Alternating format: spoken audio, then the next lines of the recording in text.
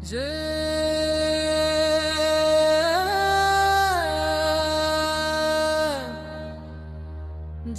जय सामक्का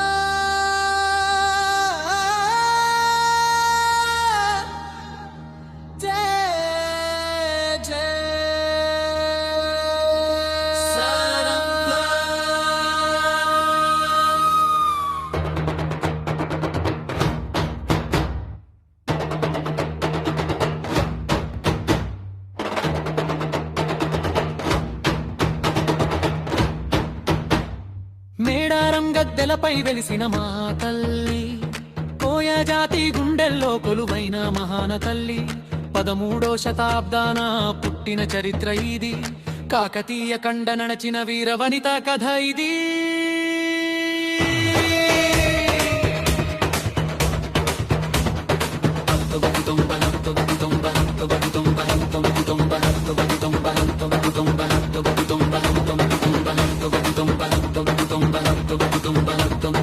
ఐవి తల్లి ఒడిలోన పులి పిల్లల నడుమ దైవ కాంతి వెలుగుల్లో దొరికింది ఓ పాప.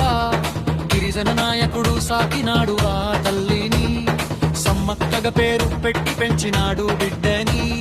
పగిడిద్ద రాజుతో పెళ్లి జరిపించినారు, ముగ్గురు బిడ్డలకు తల్లయింది ఆ తల్లి. సారక్క నాగులమ్మ జంపన్న వీరులే, గోవిందరాజుతో సారక్క జత కట్టేలే.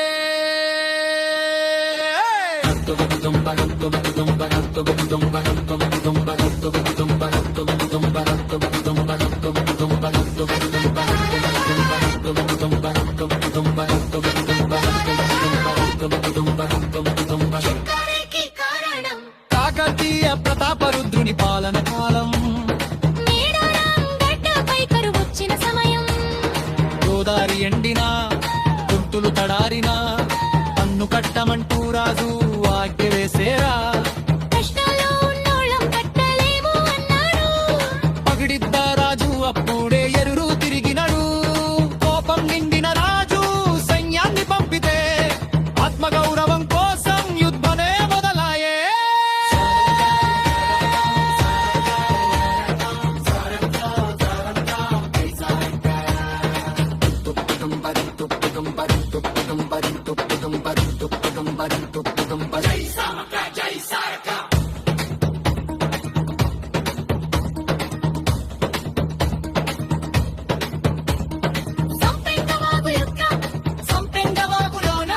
సమరం జరిగింది, బిల్లంబూల దెబ్బకు వైరి సేన అదిరింది.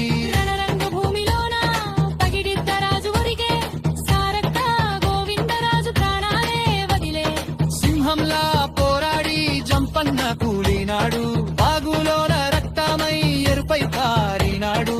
సంపెంగ వాగు పేరు జంపన్న వాగు ఆయే, చరిత్రలో ఆ పేరు శాశ్వతమై నిలిచే.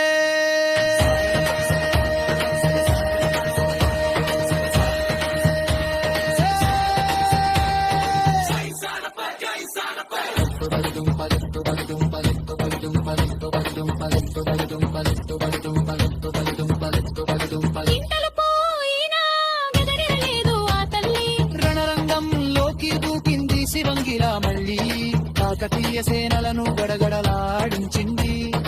ఆమె ధైర్యం చూసి శత్రువేలే నచ్చింది, వెన్నుపోటు పొడిచిన పోరాటం ఆపలేదు. చిలకల గుట్ట వైపు నెత్తురోడుతూ సాగింది, పులి అడుగు జాడల్లో అదృశ్యమైపోయింది.